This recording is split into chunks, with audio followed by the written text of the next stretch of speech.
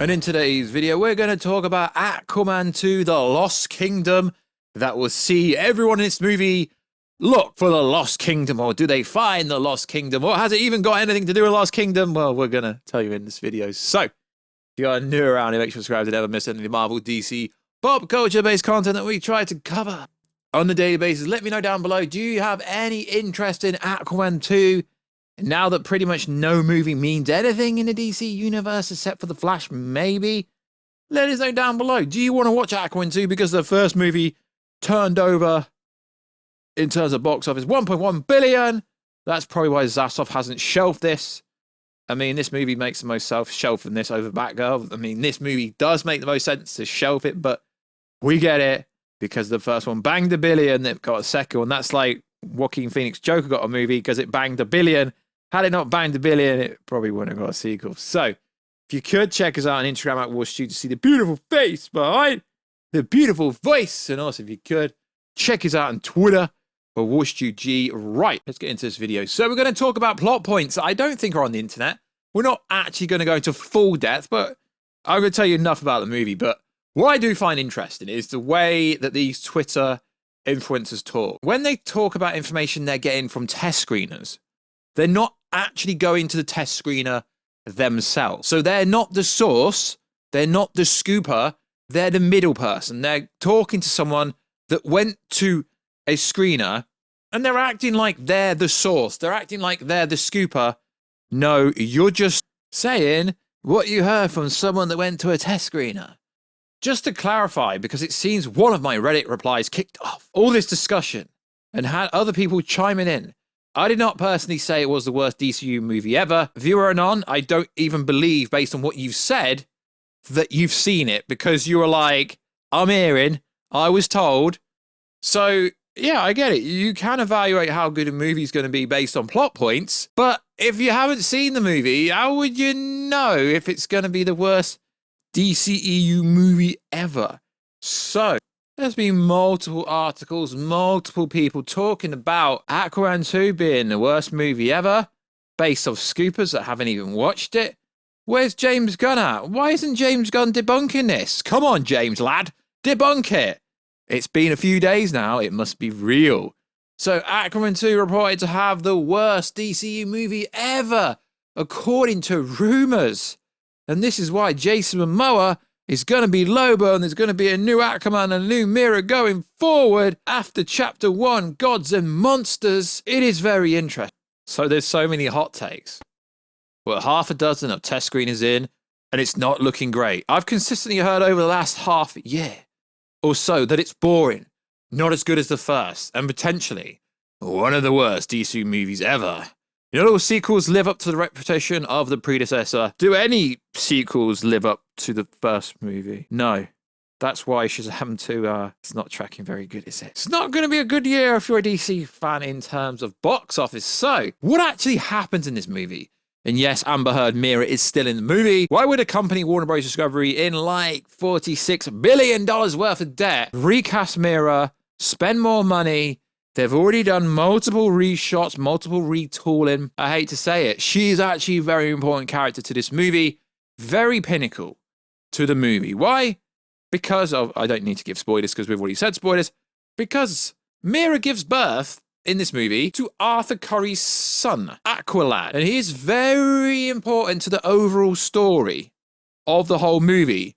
Now, she's not just going to be in the scene at the start of the movie where she's in Atlantean hospital and she gives birth, and that's it. But we know, according to the trial, there was supposed to be some fight scenes with Mira, but they were cut. But I haven't got specifics, like I don't know word for word the whole movie rundown, but she's not just going to be in the opening scene when she's giving birth, because that's not going to be a 20-minute scene. So this movie, I don't understand why it's getting, I mean, I do understand why it's getting hate, because it does sound pretty lame.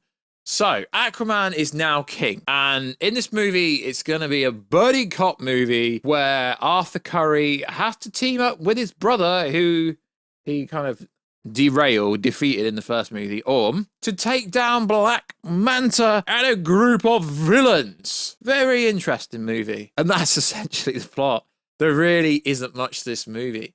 But yeah, sure, we do have some other prior information. So Black Manta is possessed with what was described to me as possessed by an old king via a trident, and they needed royal blood to resurrect his old kingdom. Very interesting. But I've also heard Black Manta kidnaps Aqualad because he needs his blood to find the lost kingdom. So the same villains are in this story as always been in this story, slightly different change.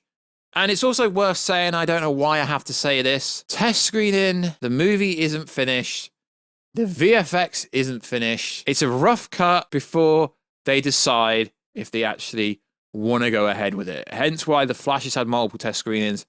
Shazam's had multiple test screening. Every movie Warner Brothers does gets multiple test screening. So I did some digging, and this walking outline, I don't know where it came from. No one actually walked out of the movie. I really don't understand why that came out. I think it was just these wannabe Twitter scoopers saying it to get clout or something.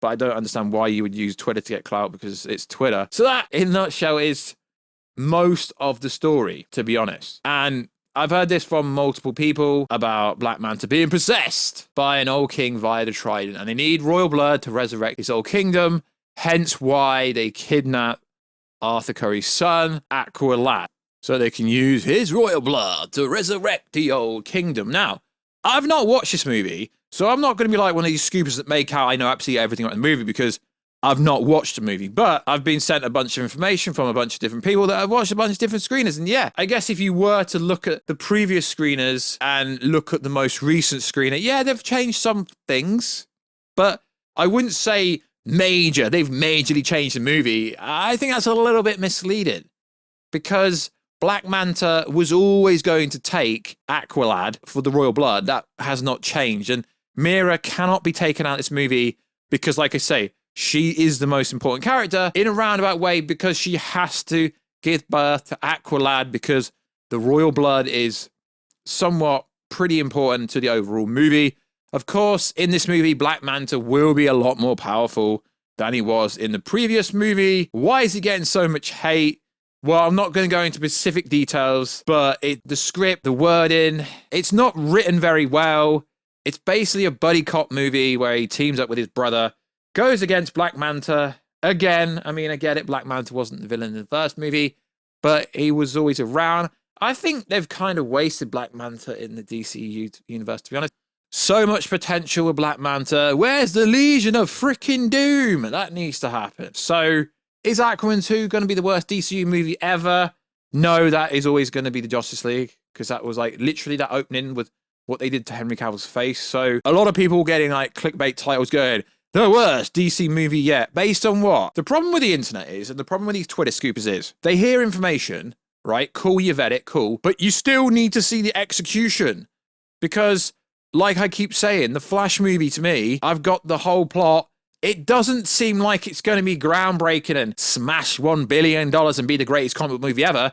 But then you have people like James Gunn going, yeah, one of the best comic book movies ever. David Zaslav loves this movie. Well, you just threw a huge Super Bowl trailer out there. You put a lot of money into marketing. But it's like I keep saying, the Flash movie, if you take away Keaton and if you take away Ben Affleck, there is literally no appeal to it. Because what? You got Sasha Calle Supergirl doing a literal copy variation of Man of Steel in an esque roundabout way. Maybe not more savage because Sasha Calle doesn't snap Zod's neck. So I do find it funny, the whole how the scooper game works, because it's like, yeah, we know so much about a movie that you've not seen. I'm privy to pretty much Shazam 2 leak, Flash leak. Even I've got a good amount of details about the Blue Beetle movie, which, like I said, I'm not a leaker. I haven't actually put anything out in this video that's not already out on the internet. I made sure it was already out on the internet because I'm not a leaker. But that is the premise of the whole movie.